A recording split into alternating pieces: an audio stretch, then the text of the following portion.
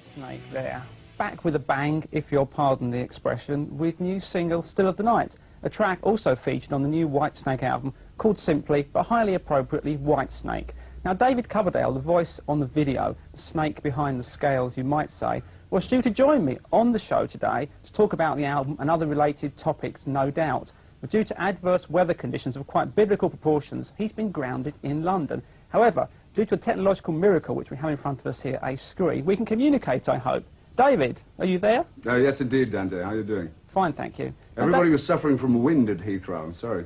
Oh, well, there you go. Now, David, I can't help but notice that the musicians credited on the sleeve of the new album aren't actually the people that appear in the video. Can I therefore presume that the people that play on the album are no longer part of the Whitesnake setup? I'm afraid so. So, the musicians in the video, it's a real David Coverdale's all-star lineup. Would you like them to be the new Whitesnake? Well, according to the article that you and I did a couple of months ago in Los Angeles, things have changed somewhat. These musicians are on call. If everything goes well, they will be presenting Whitesnake music in future. Right, but at this precise moment in time, which is about 5 to 6 according to Mickey Mouse here, is it fair to say that Whitesnake is a solo project? No, Whitesnake is a vehicle for hopefully good rock and roll songs. And it's my choice to exercise flexibility within that framework. Right. Now, the new album wasn't a quick in-and-out job, as we say. It took quite a long time in coming. Was part of that due to the problems you had with your voice? The majority of it was, yes. I was, through a dreadful illness, I was confined to base for most of 1986. Right. It was due to your sinus, wasn't it? And when you mention sinus to people in the music business, they give you some very suspicious looks, don't they? Yes, there's a kind of movement of invisible spoons toward the nostril. No, it was absolutely not. I have the doctor's reports for anybody who even suggests anything like that. Right, now I understand that after you had surgery on your sinus, you actually went to a Jewish cantor, a guy who sings in a temple, to retrain your voice. Is that right?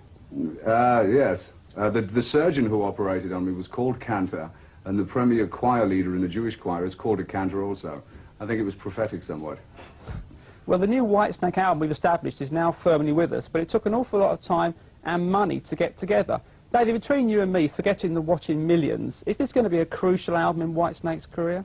I would imagine so. If this snake bites, then I will continue as the vehicle of Whitesnake or whatever. If not, I may consider something rather drastic, like singing in a Jewish choir, perhaps.